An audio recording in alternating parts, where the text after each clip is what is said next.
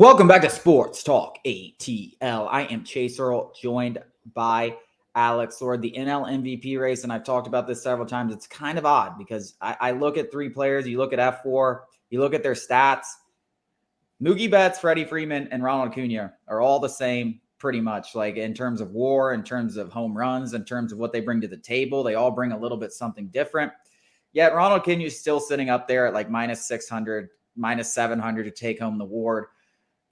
Listen, Vegas knows like they wouldn't have it like this if there wasn't a reason, but it just seems like if he just slides off a little and Mookie Betts keeps hitting like crazy, I feel like he's going to win it. Yeah, Vegas obviously knows something, and there is a certain mathematical, equation that goes into it. They have to cover their liability. There's a certain amount on Ronald Acuña, but they also predict future outcomes to like a T. I mean, they are good at what they do. They've been in business this long because they're good at what they do, because chumps like you and me give them money away. Now, with that being said, like you said, if you look these up, I did. The article is probably up on the site. Go check it out, sportstalkatl.com. Nearly every single category, they are neck and neck. Mookie is around 300 batting average. Freddie, Ronald around 330. They're all right over 6 WAR. They all have similar amounts of home runs. Mookie has a little bit more. And then obviously stolen bases. Ronald is far and ahead of them. But then again, Mookie's the best defender out of those three. And by far, Freddie plays a far less valuable position than Ronald Acuña. Mookie's played several positions. There's so many different ways to go in this race. It is really, really fascinating. But again, as I've said before, and now I'm even going to take it a step back. I said that, if Ronald reaches 40 home runs, it's over. It doesn't even matter. History matters. He'll be the 6th or 7th guy to reach 40-40, and he'll establish the 40-50, 40-60, and maybe even 40-70 club.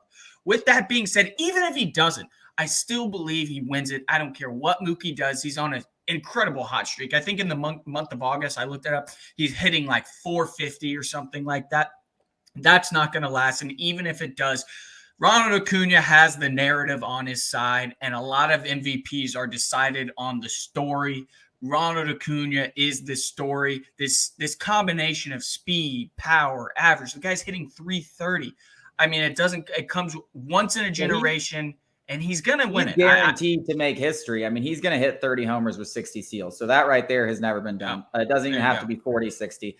That's never been done. I think the narrative of him coming back. I also think as much as F4 does, they put a lot of emphasis into defense. Defense, it doesn't matter nearly as much. It takes a back seat. It takes a back seat. Yeah, I mean, if you want to talk about WAR, you could go do Hans Sung Park or whatever from the Padres, who has like 15 homers and a 270 batting average. He has like almost as much WAR as these guys. That he's not even in the conversation. So defense takes a back seat. And I think the narrative also first place on the best record, best player on the best team. I think all those narratives. And also, listen, I think Vegas is sitting here betting on Ronald Acuña not slowing down. Mookie and Freddie go through these incredible hot streaks. Ronald hasn't had that. Ronald has been like, it's been Mr. like the consistent. Same. It's been the same thing all season. Like he hits the ball hard as heck, and eventually they find holes, and eventually they go over walls, and that doesn't change. And I think that is the biggest thing in this thing is like they're just saying, hey, unless Ronald gets injured, he's going to hit 350 with 35, 70 seals and all that stuff.